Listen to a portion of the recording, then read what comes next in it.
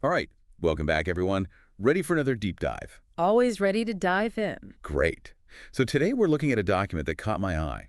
It's titled, well, actually, it's not titled, Untitled Document. That's what we're calling it anyway. Catchy, I like it. Yeah, keeps the mystery alive.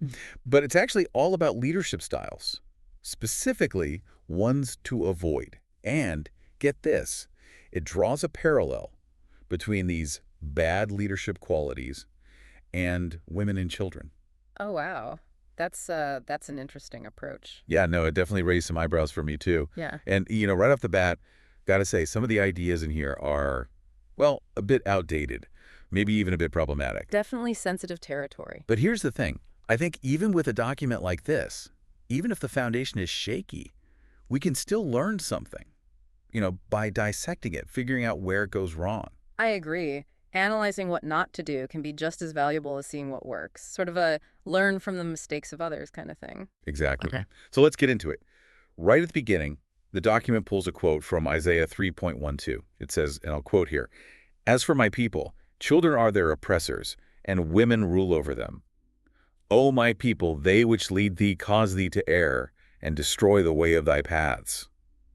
Powerful stuff. Definitely a strong statement. And immediately connecting women and children leading to a downfall, basically. Right, and that sets the stage for the whole document's argument. Basically, it's saying effective leaders shouldn't act like women or children. Actually, there's a line that says, you must avoid developing a leadership style that is akin to the leadership of a child, and you must avoid developing a leadership style that is akin to the leadership of a woman. Wow. It's interesting how directly they state it. No room for interpretation there. No kidding. So let's try to break this down. First up, childish leadership. Now, the document uses phrases like behaving like a child, but doesn't really give specifics. So I got to ask, what pops into your head when you hear that phrase? What does that look like, especially in a work setting? Hmm. Behaving like a child. Well, I think for me, the first thing that comes to mind is a lack of emotional intelligence. It's almost like, you know, being controlled by your emotions instead of being in control of them. And in a leadership role, that can be really detrimental. That makes sense. Emotional intelligence is huge, right? Being able to understand not just your own feelings, but the feelings of your team, too. Exactly. And when a leader lacks that, it can lead to all sorts of problems, impulsive decisions, difficulty communicating effectively, not taking responsibility for their actions. And these things can really erode trust and make it hard to build a strong team. Yeah. No one wants to work for someone who's unpredictable or, yeah, throws a tantrum when things go wrong. Right. It's just not a sustainable or healthy way to lead. And speaking of those tantrums, I think that's a perfect example of what the document might be getting at with childish behavior. Makes sense. Instead of taking a step back and thinking things through, it's just reacting in the moment, and probably not in a productive way. Exactly. Another example that comes to mind is, playing favorites, kind of like a child who always wants to play with the same toy. In a professional setting, that translates to favoring certain team members over others, which can create resentment and division. Yeah, that definitely wouldn't foster a collaborative environment. Now, moving on to the womanly leadership part. This is where it gets even trickier. The document actually says, and I quote, that women need to be softened and toned down to be effective leaders. Ugh, that's so frustrating to hear. It's just dripping with these old, tired stereotypes about women. It really is.